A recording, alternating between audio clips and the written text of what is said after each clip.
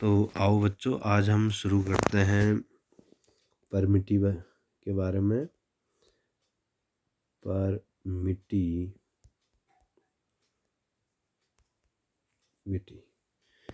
Permittivity जो कि आप लोगों ने कूलाम्स लॉ में देखा था। F इक्वल टू हमने लिखा था 1/4 pi epsilon naught Q1 Q2 over R square. इसमें जो एप्सिलॉन नॉट टर्म आई हुई है इसको हम परमिटिविटी बोलते हैं। बेसिकली परमिटिविटी किसी भी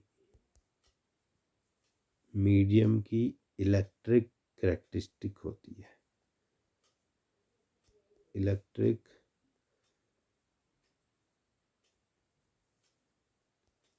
करेक्टरिस्टिक होती है परमिटिविटी हम इसको ऐसे समझ सकते हैं। मान लो किसी मीडियम में हमारे पास दो स्टैटिक चार्ज हैं, one is Q1 and another is Q2। आपको पता है Q1 Q2 पे एक फोर्स लगाता है, Q2 Q1 पे एक फोर्स लगाता है। Q1 Q2 पे कितना फोर्स लगाएगा ये इस चीज़ पे डिपेंड करता है कि उस मीडियम की परमिटिविटी क्या है। मान लो यहाँ से जो एक Q1 चार्ज है Q2 पे 100 न्यूटन का फोर्स लगा रहा है। ओके, 100 न्यूटन का फोर्स लगा रहा है। जो इसका मीडियम है, माना ये कोई मीडियम है, ये मीडियम क्या करता है, इस 100 न्यूटन फोर्स में से कुछ फोर्स को एब्जॉर्ब कर लेता है। मान लो इसने 100 न्यूटन में से 80 न्यूटन फोर्स को एब्जॉर्ब कर लिया, तो यहाँ कितना गया, केवल 20 न्यूटन। अर्थात यहाँ पे तो हमने टोटल कितना फोर्स दिया, 100 न्यूटन, लेकिन बीच में मीडियम है। इस मीडियम की अपनी करेक्टरिस्टिक होती है। करेक्टरिस्टिक का मतलब टेम्परेचर, उसकी कंडक्टिविटी, प्रेशर इत्यादि चीज़ें। इस करेक्टरिस्टिक की वजह से इसने जो यहाँ से फोर्स लग रहा है उस फोर्स में से 80 न्यूटन फोर्स को एब्जॉर्ब कर लिया है और Q2 तक का कितना पहुँच पा रहा है, 20 न्यूटन फोर्स पहुँच पा रहा है। ये चीज़ समझ पाए आप लोग। अगर इसके बदले में हम मीडियम चेंज करते हैं, मीडियम चेंज करेंगे तो हम पाएंगे कि यहाँ पे जो हम 100 न्यूटन फोर्स दे रहे हैं इसमें से हो सकता है कुछ भी न जाए, हो सकता है 20 एब्जॉर्ब करे और 80 यहाँ पहुँचे, 80 न्यूटन का फोर्स इस पे लगे। यानी कि कहीं न कहीं जो एप्सिलॉन नॉट है वो एप्सिलॉन नॉट का मतलब ये है, यानी कि किसी मीडियम की permittivity. Epsilon is called the permittivity of a medium which decide the electrostatic force। वो इलेक्ट्रोस्टैटिक फोर्स को डिसाइड करती है कि कितना इलेक्ट्रोस्टैटिक फोर्स दूसरे चार्ज पे लगेगा। अलग अलग मीडियम पे इलेक्ट्रोस्टैटिक फोर्स की वैल्यू अलग अलग होती है। मुझे आशा है कि आप लोग परमिटिविटी को समझ पाए होंगे। Permittivity is what? Permittivity is the electric characteristic of a medium. ठीक है, permittivity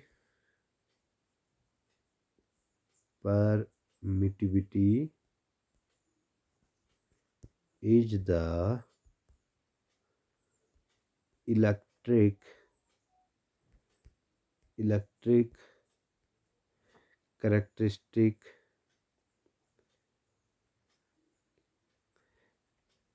characteristic of a medium.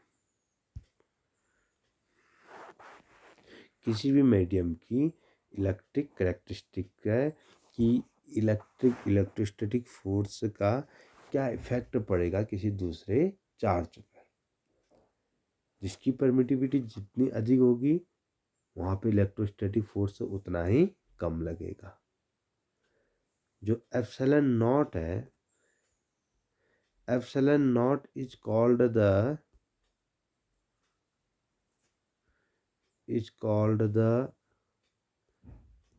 permittivity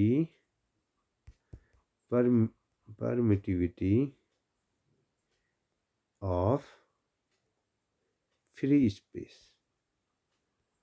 free space की जो परमिटिविटी है उसको हम एप्सिलॉन नॉट से डिनोट करते हैं। ठीक है, इसको क्या बोलते हैं हम?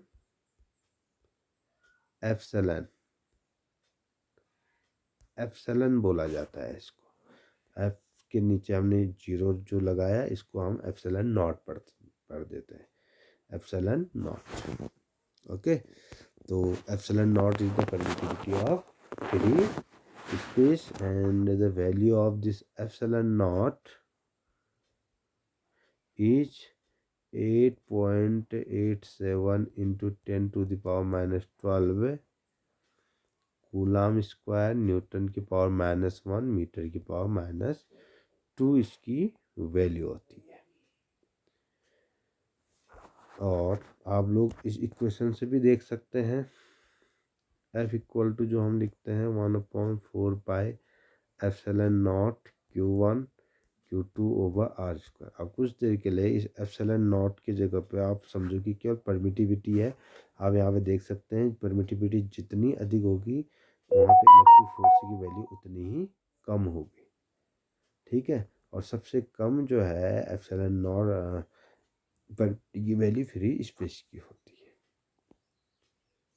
और अन्य मीडियम से जो है फ्री स्पेस और एप्सिलॉन नॉट इज जो है epsilon not basically permittivity of vacuum है। वैक्यूम और फ्री स्पेस में उतना ज़्यादा अंतर नहीं होता है, इसीलिए इसको हम फ्री स्पेस भी बोल देते हैं। Epsilon naught is the permittivity of free space. तो इस तरीके से कूलाम्ब लॉ में जितनी भी बातें थी आप इसको समझ पाए होंगे। ये हमारा कूलाम्ब लॉ है। This is the epsilon naught is the characteristic of any medium, electric characteristic of any medium, और this is the standard form of Coulomb law. F equal to 1/4 pi epsilon naught Q1 Q2 over R square.